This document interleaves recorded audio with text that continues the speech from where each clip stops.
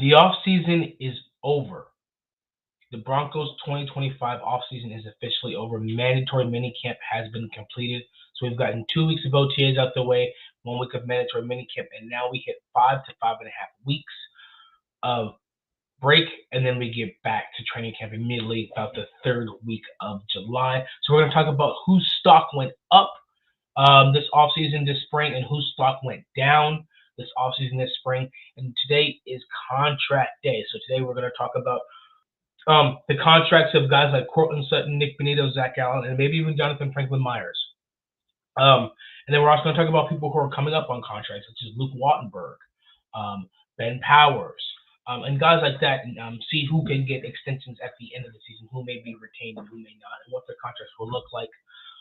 But that's what's coming up today on another episode of Orange and Blue Blitz.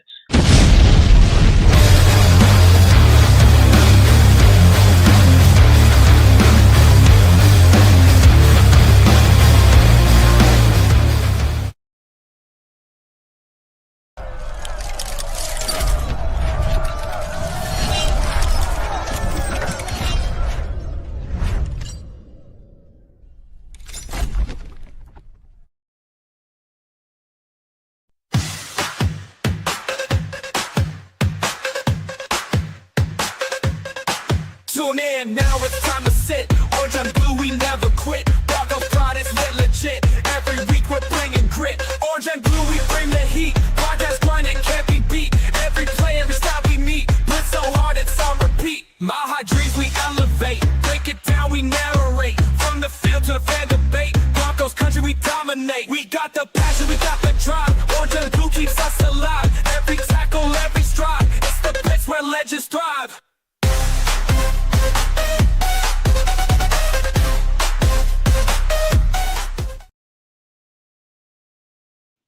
What's up, guys? Welcome back to another episode of Orange and Blue Blitz. Good afternoon, good morning, good evening, wherever you are. Thank you for tuning in to the Orange and Blue Network in partnership with MHRT to the Orange and Blue Blitz afternoon show. Today we are talking about the conclusion of the Denver Broncos 2025 offseason program and whose stock is up, whose stock is down, and we're going to dive into contracts from all the guys, Courtland Sutton, Zach Allen, Nick Bonito, even Jonathan Franklin Myers, and then we're going to see into contracts with guys like Luke Wattenberg. He's going to be a free agent at the end of the season. This is a contract year for him. So how is he going to do? Jaquan McMillan, if he wants to stay or get extended, what's his contract going to look like? So there's guys coming up on contracts that could be returning guys. Mostly the main guys really Luke Wattenberg. Everyone else is pretty much sealed up. So that's what we're definitely looking into today. It's going to be a pretty good show. Work's been good this week. Pretty decent week. Work's been good. Somebody's got to pay the bills, right? So work is work. I bet, same for you guys out there. But it's been a pretty good week hearing things from the Broncos. One thing I'm hearing is offseason camp was boring. I'm hearing a lot of people say it was boring, but they're also saying that it's a good thing. They're saying that it's a good thing that it's boring because it just means that the team is mature, the team is stable, the team is understanding, and so there's no chaos, there's no drama. And that's good, and that's what Sean Payton said. He doesn't want that in the locker room. He doesn't want that in his coaching staff. So it makes sense that the practices are very, very vanilla, very straightforward. But these vanilla and straightforward practices are the practices of, playoff teams, playoff contenders, division winners, and Super Bowl contenders. It's a boring practice. All it is just reps and getting better. And now they have 6 weeks, about 5 weeks. They're saying they're coming back anywhere between July 22nd and July 24th. So that, June 13th. So that gives them about, 5.5 weeks exactly to, rest. This was a tough training camp. And then Sean Payton said he believes that they're the only team that still does phase 1 for 5 weeks. And phase 1 is weightlifting and conditioning. Other teams cut it short, but Sean Payton, and this is right before the draft, What Sean Payton does is he extends it the whole way, where you're just weightlifting, getting stronger, and then conditioning. That's it. You don't touch a ball. But Sean Payton also credited that to the health of the team. And so he was saying, well, everybody has myths about the grass this and the grass that, and he called it a myth. But he also said that they're the only team that does nothing but weights and running and sprints and conditioning for 5 weeks. And so that builds up that strength and endurance that other teams don't have. And then not only that, his camps are longer and his training camps are longer. So the whole off season, every step of the way, whether it's the phase 1, whether it's OTAs, whether it's mandatory minicamp, whether it's training camp, it's always harder, it's always longer. But now they get time off to rest their bodies, rest their mind, go on vacation, be with the family. But they say guys usually start to come back around 2 weeks.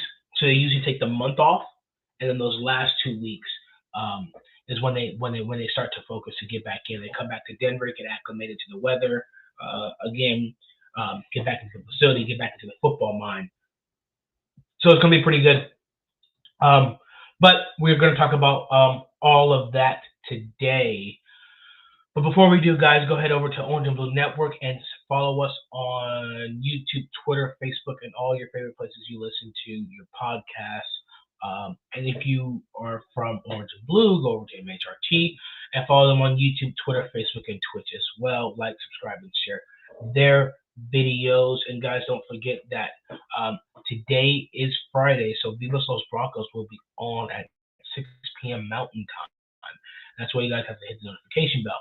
Because if you're aware, when the J.K. Dobbins news broke, there definitely was a fresh squeeze breaking news show. That's why you hit the notification bell. But reminder, like I said, for these 5.5 weeks, we are going to. This morning show is going to be Monday, Wednesday, Friday, because I just don't think it's possible. It is possible, but not without being completely repetitive and redundant every day. With no news for it to be, 5 days a week.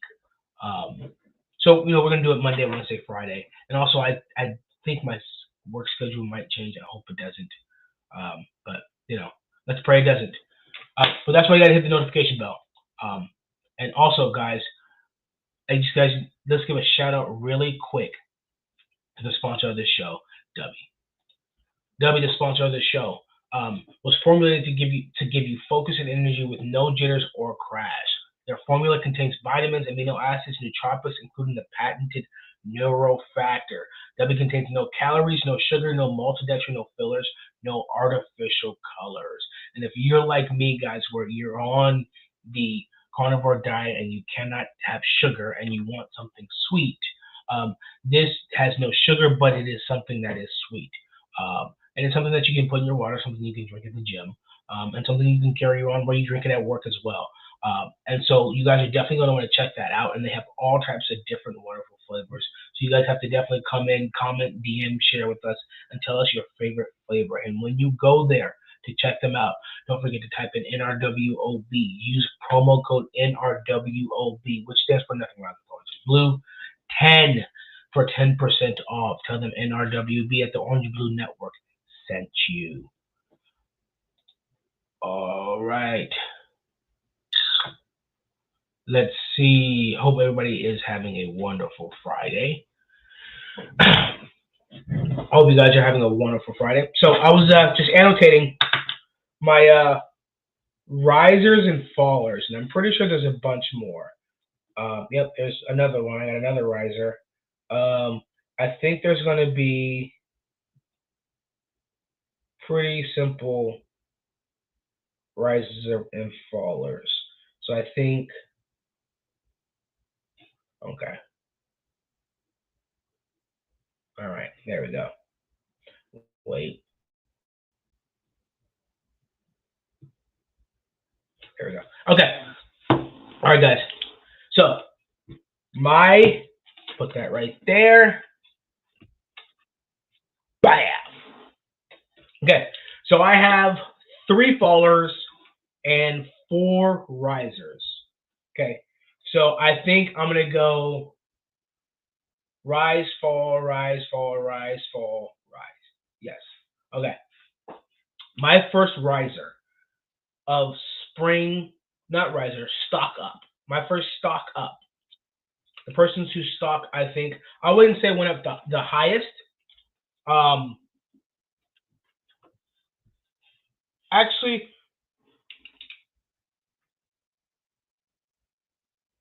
you can make the argument. Oh, actually, there's another stock up person. Okay, wow.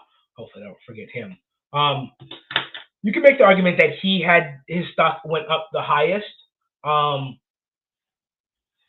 that's Troy Franklin. If I'm sitting here thinking about everyone whose stock I say went up this offseason on the list, I can't think of anyone whose stock went higher than Troy Franklin. Look, Troy Franklin was a 4th-round pick. Sean Payton woke up in the middle of the night and called George Payton and said, hey, we got to get this guy. George Payton said, okay, we're going to get him. They got him. Last year's rookie output was very underwhelming because the expectations were so high, as they should be. And he finally connected on it. He had a couple good plays. He had 22 total receptions last year. He had a couple good plays here and there. A couple good touchdowns. He's good with the ball in his hand, like Sean Payton said. But then he had that one deep connection in the playoffs. So going into the offseason, his stock was going up. Those in the offseason expectations, us in Broncos Country, we're tough fans. We're hard. We're hard on you. Pause. But so far, he's come out and from every metric, even with the coaches, excuse me. Excuse me. Troy Franklin has been really doing really well. His hands are better. He's still fast. He put on 5 pounds.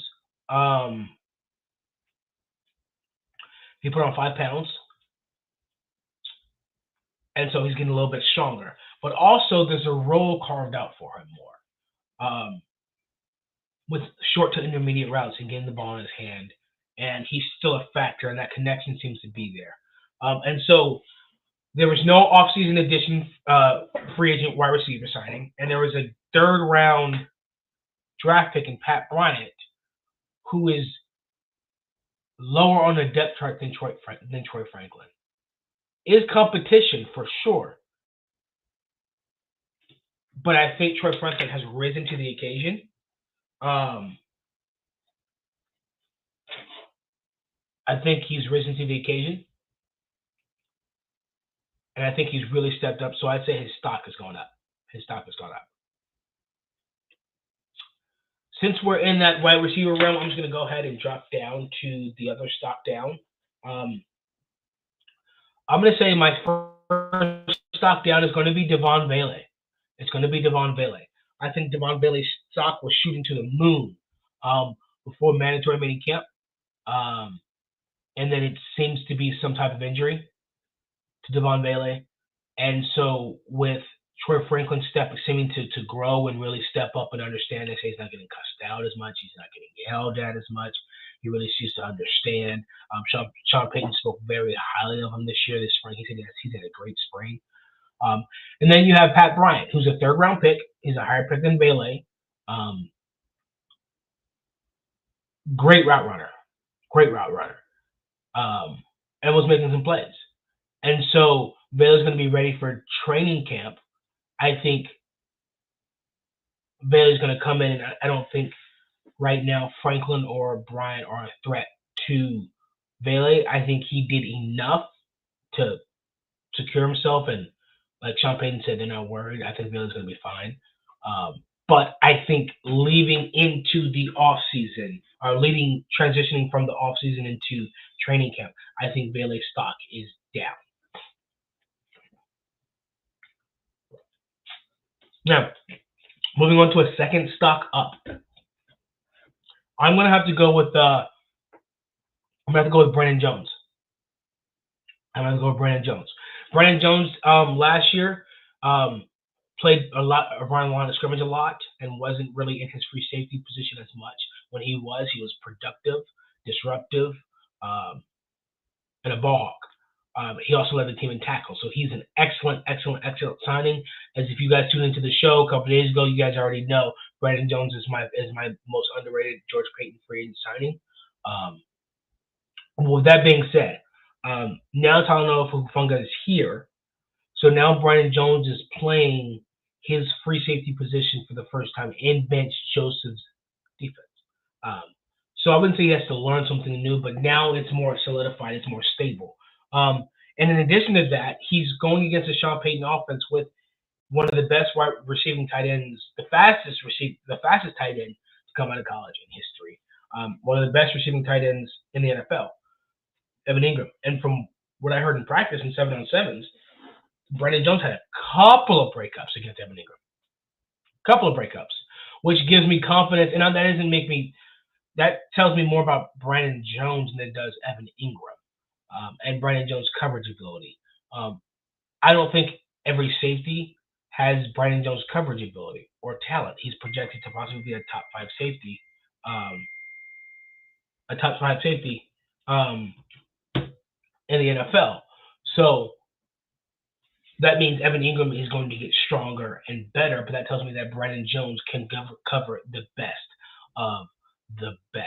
So me choosing him to be the most underrated signing, and then seems like a bias, but then hearing that in practice he locked up Evan Ingram a few times, you're like, okay, this guy's ready to play. With Talanoa Hufanga getting interceptions, this is going to be an excellent secondary and excellent safety duo. All right, my next stock down is the obvious one. It's going to be Audric Estime. It's going to be Audric Estime. Audric Estime last year fumbled the ball way too many times. I think 3. And so that's alarming. And then when it came to the playoffs, he was benched for Tyler Bidet, who'd been injured. So there's that. Tyler Bidet over Estime in the playoffs. But I originally thought Estime, my thought process was, hey, if I'm the Buffalo Bills, you're a playoff team, you're going to go back and watch film. When Estime's in, you're going to go for the ball. And in a playoff game like this, you can't afford that, so Sean Payton was like, can't afford that. Also, what I've also heard is that Estime fumbled the ball in practice. And so Sean Payton was like, absolutely not. And so Big E in the house. What's up? Okay, Mayo. Shy. What's up, y'all? And so that was a loss of trust of fumbling in practice. And so then you're going into this year and you're not skating on thin ice. You're in the water about to drown. The ice is already broken and you're in the water about to drown. And so Estime cannot put the ball on the ground one time. And so in addition to not putting the ball on the ground one time, as a second-year player, he also has to improve his pass blocking ability. So because there are certain things you need to be able to do to get on the field in the Sean Payton system. In any system, what will get you off the field is putting the ball on the ground. So he has to redeem himself from that, which is a general no-no. But to then be able to have year 2 and say, okay, now I need you to protect the quarterback, in addition to not putting the ball on the ground, in addition to not giving it away, that when you're in there, you're in a pass block. So his ability to get on the field and his opportunity to get on the field dwindled down less and less with the more he has to do. And what's always at the foundation of that is don't fumble. Because he's big. He's 220. You're going to want to get him the ball. Don't fumble. So you come in and there's just no confidence. I mean, we know what Jalil is. We know that. We don't know what Harvey is. But in the small sample size with Estime, we have an idea of who you are, and it's not good. So you have an unknown, a relatively negative known, and a decently well known. That's Harvey, Estimate, and Jalil. Unknown, relatively relatively negative known, and then a decently known, and that wasn't good enough. So you bring in J.K. Dobbins, who can do everything Estimate can do, has shown it, and currently is healthy. So an Estimate from maybe he's on kickoff, special teams. That's the only way in special teams. Maybe because our punter is no, we drafted the punter. Well, is our punter international? Because he's Australian. Does that mean that he doesn't count against the 53? If that's the case, maybe you bring another running back, but maybe you want to bring another defensive lineman or cornerback or safety instead of another running back. So his stock is down. Stock up. I'm gonna go Pat Bryant. This wide receiver room is crowded. This wide receiver room is very, very crowded. So having to come in his wide receiver room, and you didn't really hear much about him because he's playing with the twos, playing with the threes. So you didn't hear much about him, and you started to understand. You're hearing Mims, Franklin, and Baylor are doing very well. So that's what you want. You want to hear those guys are doing very well. And so it's okay not to hear that about Pat Bryant. That's okay. But you see clips of Pat Bryant, you see clips of his footwork, his quickness, his hands, his route running. You're like, man, this kid can be special. And then Bailey doesn't go to mandatory minicamp. And so as I said earlier, Bailey's stock went down.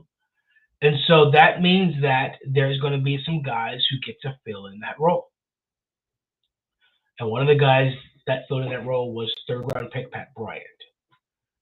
And from what people said was there was a drop. And then about 4 plays later, Bo Nix threw a fade to Pat Bryant that was perfect.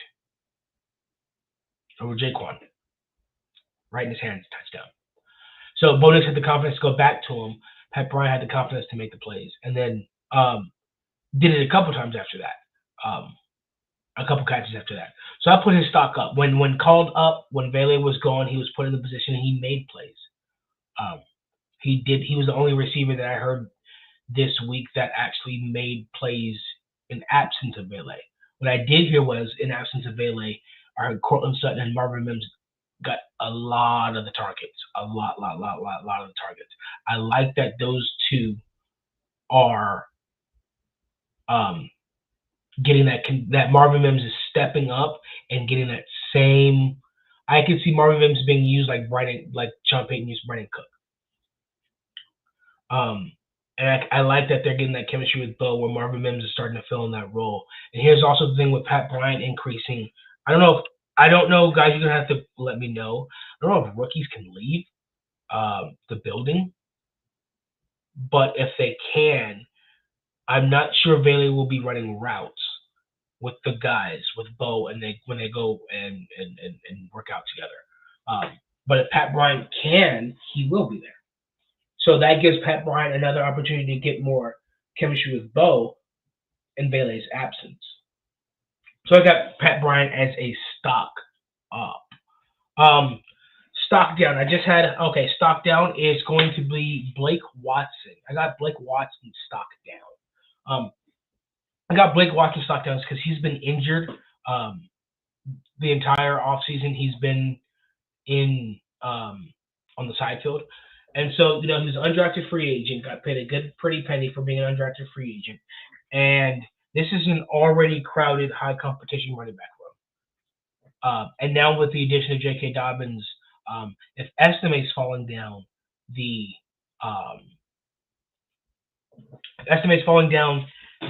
depth chart, then Blake Watson's falling down the depth chart. I'm annotating a couple more stock ups and stock downs. Yeah, so Blake Watson, Can't make the club if you're in the tub. That's the thing, right? Can't make the club if you're in the tub, and that's just injuries are injuries, and that's what it is. He's dealing with a soft tissue injury that happened last year, and now it's happening again this year. So it's not looking good for Blake. I think he will be cut. I don't think he'll make the practice squad this year. All right. I think that. Okay. So stock up. I put Jalil McLaughlin. I put Jalil because I think Jalil may be. I think Harvey and Jalil are the two running backs whose stock goes up or stays the same with the addition of J.K. Dobbins. From what I'm hearing, from what we're seeing, is Jalil is very much involved in. Without the J.K. Dobbins signing, it was Jalil and Harvey definitely involved in the pass game. And like I tweeted, guys, Jalil is Sean Payton's Darren Sproles. Close to the same size. So now Sean Payton has Mark Ingram, Alvin Kamara, and Darren Sproles on the same team with Dobbins, Harvey, and Jalil. And so Jalil has a very specific skill set that's different, that's been useful. Sean Payton trusts him. He's worked hard, and he's worked hard to earn Sean Payton's trust. He doesn't put the ball on the ground. He's caught a couple passes for touchdowns over the few years. Last year against the Bengals and the Falcons, he was our best running back. So he's earned it. And in addition to that, unlike Estime, he's probably going to be the other running back on kick return back there with Marvin Mims. So with the new kickoff rules that Darren Rizzi was the lead charge of, is now our special teams coach, mentioned a running back could possibly be back there. So if Harvey and Dobbins are the guys getting snaps on the field, why not put Jalil back there? So now you've got Jalil back there on special teams. So now he's an automatic contributor. So that puts him up even more because he wasn't playing special teams last year. So in addition to a running back coming in, it solidifies his RB3 spot. I think it solidifies his spot, and he's not in competition with anyone. He's not in competition with the person above him or the person beneath him. He's settled. And he's going to be on kick return. So he's a slot to make this team. So that means 3 running backs and a fullback. So his stock has gone up. I think his stock has for sure gone up. And I'm really going to like to see that Jalil and Mims kick return backfield, because either one of those can really hit. And I think with kick return with Jalil, I think it gives an opportunity for Jalil to actually perform as we would like to see, as we would want to see in the open field. So for sure, his stock is for sure up.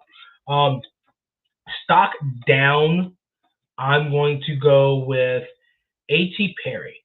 A.T. Perry is dealing with an injury, and he was brought over here on the practice squad. But like I said, same thing with the running back room. It's full, and so maybe he's on the practice squad again. But I think a good year for him to fight for a spot and to make himself known with his stature and his second, third year in the system, and actually playing in NFL games, bringing some type of veteran leadership to that wide receiver room. I think he missed out on his opportunity because these second year and third year guys seem to really be stepping up. So I've got A.T. Perry's stock down. I think him, Joaquin will make a good practice squad receivers as well, and a couple other guys. Caleb Loner is going to be pretty good on the practice squad as a tight end. So they got some big guys on that practice squad that can make some noise with Jared Stidham and Sam Ehlinger. Stock up, I've got Q Robinson. That dude's name was every day in the offseason I heard about Q Robinson's name. Every single day. Now, they said it was against the twos, but if he's going against the twos like that and his name is being spoken of every single day against the twos, you got to think, hey, what about the ones? So Q Robinson I tweeted, whose spot is he taking? How many edges are they going to carry? Jonah Ellis has been injured, rehabbing, but I don't think Jonah Ellis is in jeopardy of losing his spot. Q Robinson is also going to be on the field because he's a special teamer. But I'm really interested to see him in the preseason Because if this guy's like that, and they say Dondre Tillman was doing it as well, but I don't know. Do you carry Q Robinson? Do you carry, five outside linebackers? So that's just another roster construction question. But yeah, Q Robinson's stock is going up. Played very few snaps at Alabama, but George Payton has an extremely good eye for talent. And so even with the few snaps and the limited production he had, we took him in the fourth, and it seems to be paying off so far from what we're hearing. So he's making Sean and George look vindicated. And I don't have any more stock downs, but one more stock up in that running room is Tyler Bidet. Tyler Bidet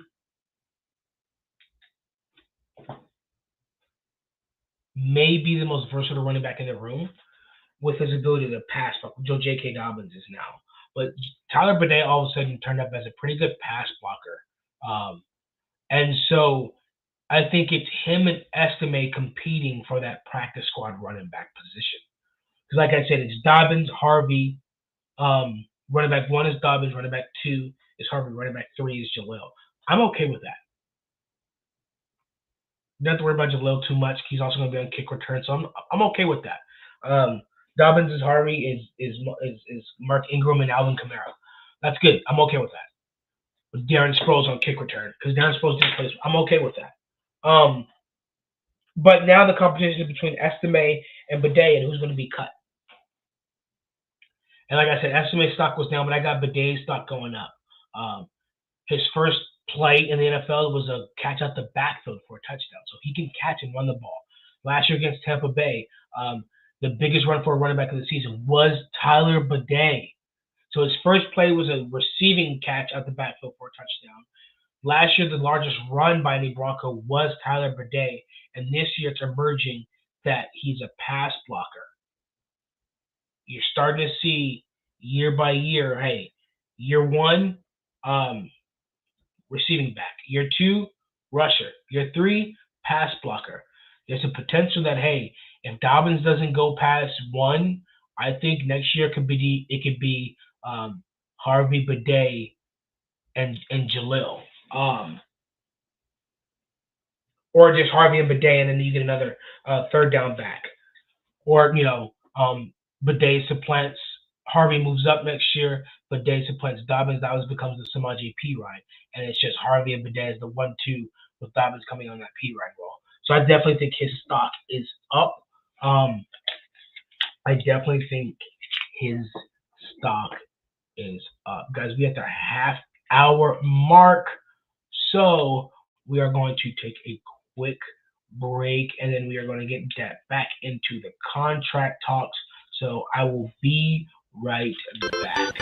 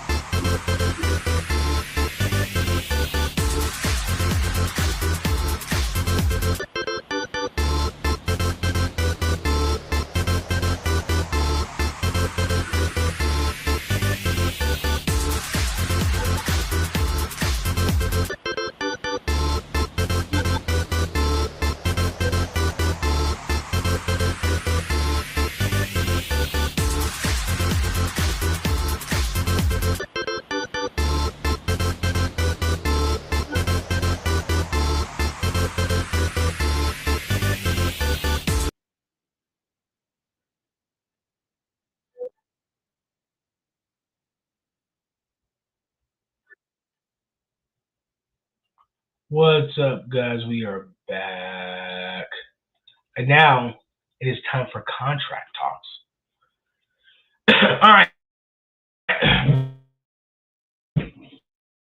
So, obviously, the first contract. Now, this isn't in particular priority, importance. Just first one I decided, I'm going to talk about today. This one we talk about a lot. Is Bo Nix's wide receiver 1 for his second year in the NFL. And I think what you can see is just for a second, guys, let's juxtapose Jaden Daniels' year 2 development with his wide receiver 1 and Bo Nix's development with his wide receiver 1. And as you can see on the screen, they're right next to each other. They're not too far apart when it comes to pay scale. And so Terry McLaurin right now is holding out. So, I don't think, they're not getting reps year 2, so he's developing reps with other guys in the offense.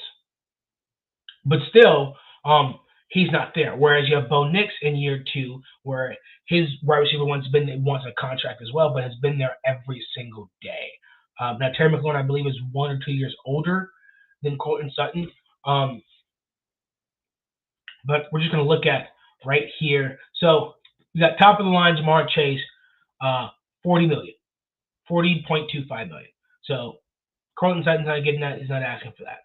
Justin Jefferson's number 2 is getting $35 million. Courtland Sutton's not getting that. He's not asking for that. And so we scroll down and we get, let's see, we got T. Higgins, who was just signed this year. He's getting $28.75. And T. Higgins is a wide receiver 1 on every other team besides Cincinnati. Besides the team, he'd be wide receiver 1 on Pittsburgh, even though DK Metcalf's there. He'd be wide receiver 1 on San Francisco, even though Brandon Ayuk's there. So, and he's getting paid $28.75 million. We got DJ Moore in Chicago. I'm pretty sure Courtland Sutton had a better year than him last year. 27.5. You got AJ Brown, Super Bowl winner. Let's see, he's at $32 million. So he should be somewhere up here between 4 and 5. He should be 5. Then we scroll down, and so we jump down. Jalen Waddle, a little inconsistent. He's at $28 million. Devontae Smith, 25. Nico Collins, 24. And then all the way down here at 21 is Courtland Sutton, who's at $15.2 million. So he's asking for more money than that. Remember, Stephon Diggs came in as an older wide receiver off an ACL and kind of reset the market a little bit. He's at $21 million. Courtland Sutton had a better year than him. And you see Terry McLaurin, who's here, who's asking for a pay raise, a new contract, $22.7 million. Chris Godwin just got paid $22 million. So Courtland Sutton is going to be anywhere between 20 to about $23 million. Michael Pittman Jr. is at $23 million. Christian Kirk's at 18. Nico Collins at 24. Devontae Smith at 25. So if I had to guess, I'm going to say we signed Courtland Sutton for 3 years. I'm going to say 20.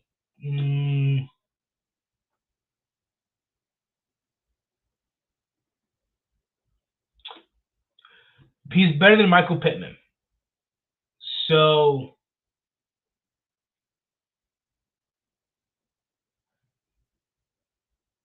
I could see 20. Terry McLaurin is at 22.7 right now. He deserves to be paid more than Michael Pittman for sure. So I'd say 23.5. 3 years, 23.5. So that's what?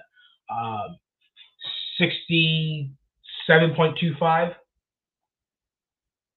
No, 90. 23.5 times 3, 70.5. Yeah, so 3 years, 70.5 million. I'd go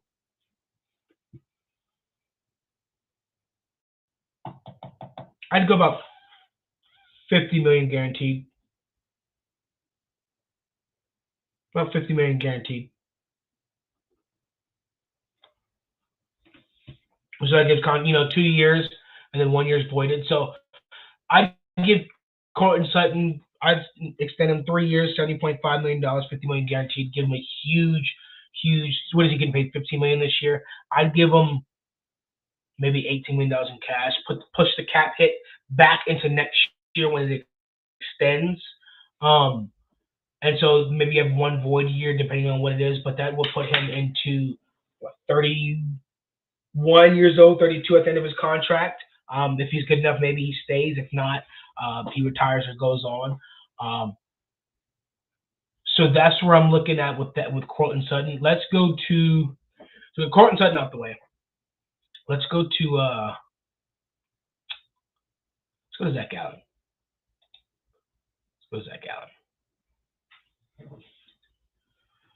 Defensive end. All right, so we got Zach Allen at number 12, making $15.25 million. Okay. Top of the line, Nick Bosa at 34, Myles Garrett at 40, Max Crosby at 35. Milton just got paid by the Patriots at 26. Montez Sweat. Zach Allen had better years than all of these dudes. Milton Williams is at $26 million. He just won a Super Bowl. I'm making it quick and easy. 4 years, $100 million. $25 million a year. $25 million a year. $80 million guaranteed.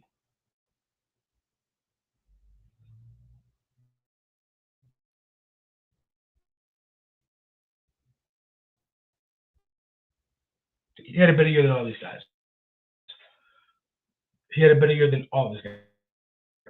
Than most of these guys. He can get whatever he wants. And I don't think he's asking for much. So $25 million, 4 years, $25 million. So far we've got Sutton signed up, 3 years, $7.5 million, and then Zach Allen signed up for 4 years, $100 million. And so this year, if we extend them, the Panthers are paying so far $130 million out cash. That's chump change for them. So you can guarantee all that money, put some of that back. And we're going Nick Bonito. Now Nick Bonito kind of made it easy, and I think he retweeted or quote tweeted a tweet kind of with a number on it. Let's see. They just gave me this. Okay, so I guess they classified edge and defensive end together. Okay, so he's so far down this list. Trey, he's not even on here because he's on his rookie contract. Trey Hendrickson is $21 million a year. He's asking for a pay raise. So we just talked about the top of the line. Let's see if Zach Allen's getting paid 25. Nick Bonito is not going to be that. So his ceiling is going to be less than Zach Allen. It's going to be less than Patrick Surtain as well, who's at 24. So I'd say he's between 20 and 23 million. Courtland Sutton is at what, 23.5? He's going to be less than Courtland Sutton. Jonathan Cooper is at 15 million, but I understand Jonathan Cooper. So he's going to be higher than Jonathan Cooper. So I see him anywhere between 20 and 22 million. So what I'm going to do is I'm going to go 4 years. What is that?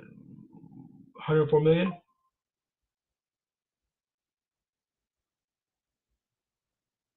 No, it's not even close to right. 84 million. 4 years, 84 million. 21 million a year. How much will I guarantee?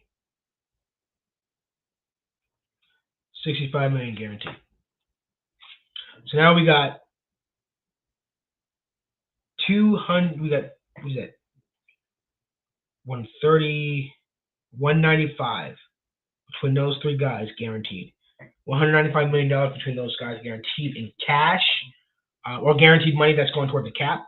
And so then, you can spread out the cash bonuses, whatever the case may be. So toward the cap is guaranteed $195 million spread out over the next 3 to 4 years. But you've got Nick Bonito and Zach Allen together.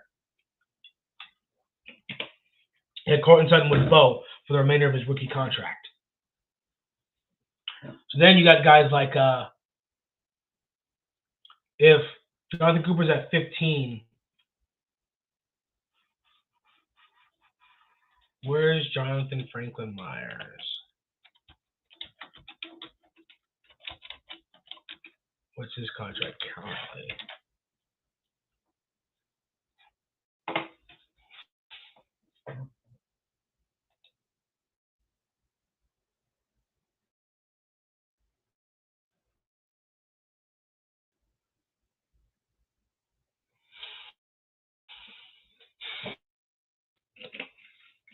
Come on, I clicked on it. There we go. Okay, so his cap hit is $10 million. He's getting $8 million in cash. So his average salary cap has been $7.5 million.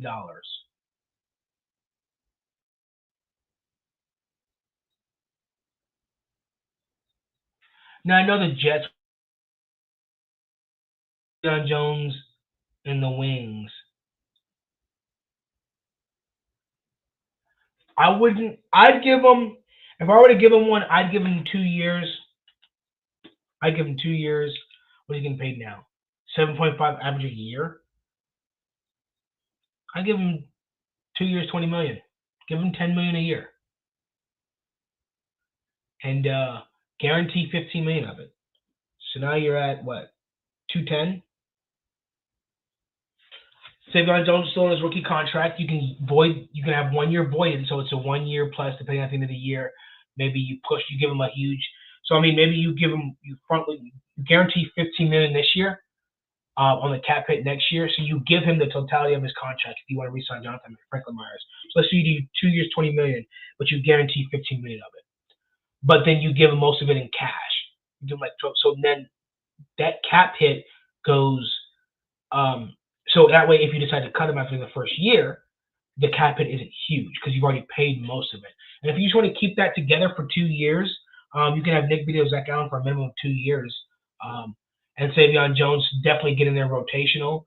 I don't see why not. He'd be, 31 at the end of his contract? That's fine. I have no issue giving him that contract. I know the money's going up. So just snuck Jonathan Franklin Myers in there. Let's see. Yep, so far, we got Cortland Sutton. Let me see if, hold on.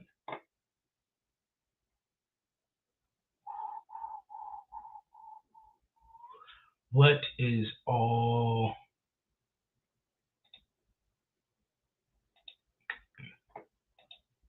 All right. So far, we got 3 years. 70.5 million for Cortland.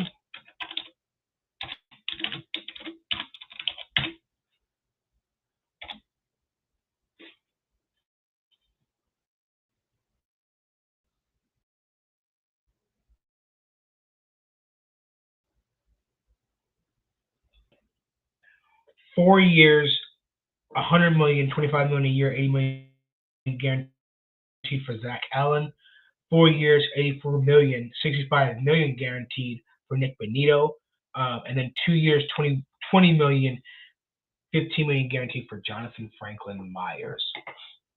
And that's what's going to lead me to my final one. And this is not the one who's going to get extended in the offseason, but one who's on a contract year this year.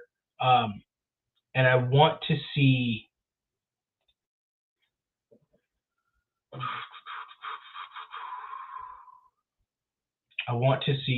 what the market is for someone like Luke Wattenberg. All right. Center.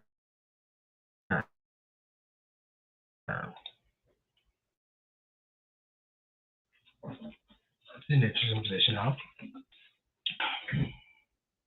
So Kareem Humphrey, best center in the league. 35 guaranteed signing was 35. Average salary is $18 million. Cam Jurgens, $17 million. Luke Wattenberg had the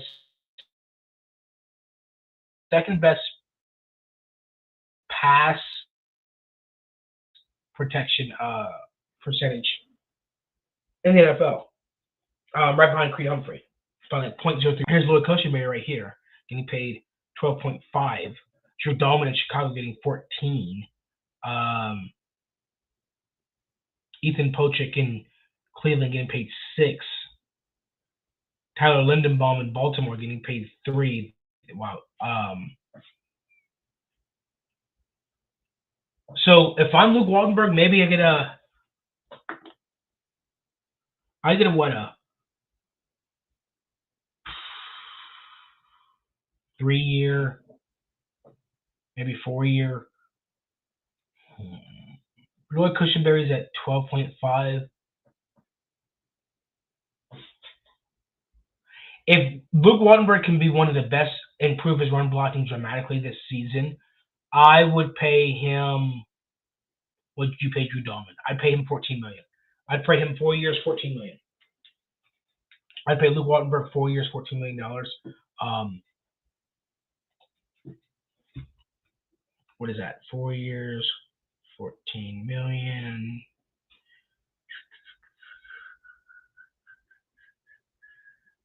Yeah. What is the math? 56? Yeah, $56 million. Guarantee 40 of it. That puts the total cap hit at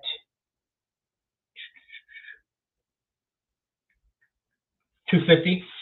So over the next 2 to 4 years, you'd have $250 million guaranteed in Sutton, Allen, Benito, Franklin Myers. If you want to, you'd save $20 million with Franklin Myers, and Luke Wattenberg. Well, he's been a little shaky, but I like Big Pert. Yeah, we signed him again. We re-signed him, so he's an excellent, good swing tackle, and he's played out there.